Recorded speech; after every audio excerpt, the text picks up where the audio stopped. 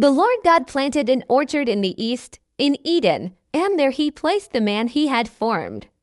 The Lord God made all kinds of trees grow from the soil, every tree that was pleasing to look at and good for food. Now the tree of life and the tree of the knowledge of good and evil were in the middle of the orchard.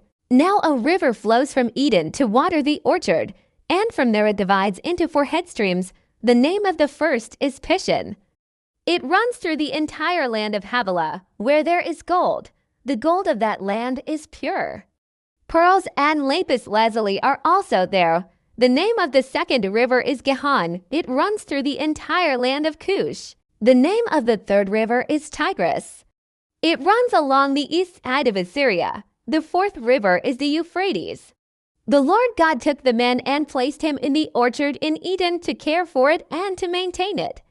Then the Lord God commanded the man, "You may freely eat fruit from every tree of the orchard, but you must not eat from the tree of the knowledge of good and evil, for when you eat from it you will surely die."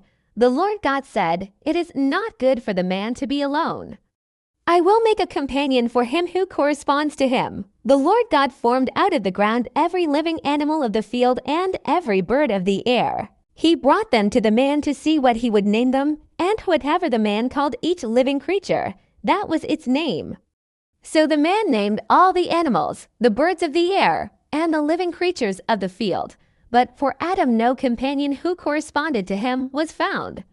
So the Lord God caused the man to fall into a deep sleep. And while he was asleep, he took part of the man's side and closed up the place with flesh.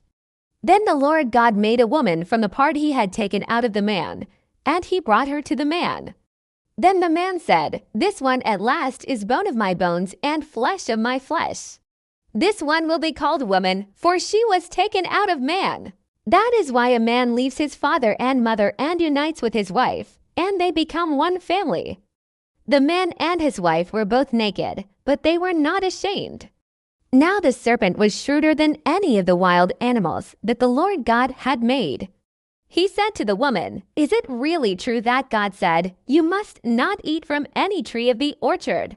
The woman said to the serpent, "We may eat of the fruit from the trees of the orchard. But concerning the fruit of the tree that is in the middle of the orchard, God said, 'You must not eat from it, and you must not touch it, or else you will die.'" The serpent said to the woman, "Surely you will not die, for God knows that when you eat from it your eyes will open and you will be like God, knowing good and evil." When the woman saw that the tree produced fruit that was good for food, was attractive to the eye, and was desirable for making one wise, she took some of its fruit and ate it. She also gave some of it to her husband who was with her, and he ate it. Then the eyes of both of them opened, and they knew they were naked. So they sewed fig leaves together and made coverings for themselves. Then the man and his wife heard the sound of the Lord God moving about in the orchard at the breezy time of the day, and they hid from the Lord God among the trees of the orchard. But the Lord God called to the man and said to him, "Where are you?"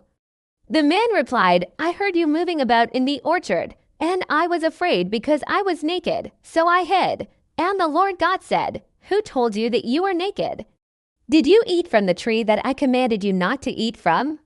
The man said, "The woman whom you gave me, she gave me some fruit from the tree, and I ate it." So the Lord God said to the woman, "What is this you have done?"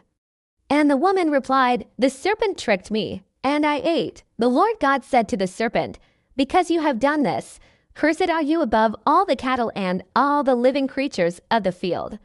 On your belly you will crawl, and dust you will eat all the days of your life. And I will put hostility between you and the woman, and between your offspring and her offspring. He will strike your head, and you will strike his heel." To the woman he said, "I will greatly increase your labor pains. With pain you will give birth to children.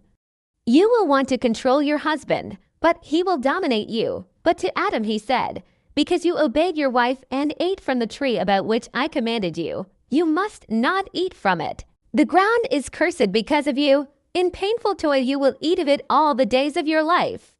It will produce thorns and thistles for you, but you will eat the grain of the field. By the sweat of your brow you will eat food until you return to the ground, for out of it you were taken. For you are dust, and to dust you will return." The man named his wife Eve, because she was the mother of all the living. The Lord God made garments from skin for Adam and his wife, and clothed them. And the Lord God said, "Now that the man has become like one of us, knowing good and evil, he must not be allowed to stretch out his hand and take also from the tree of life and eat and live forever." So the Lord God expelled him from the orchard in Eden to cultivate the ground from which he had been taken. When he drove the man out, he placed on the eastern side of the orchard in Eden angelic sentries who used the flame of a whirling sword to guard the way to the tree of life.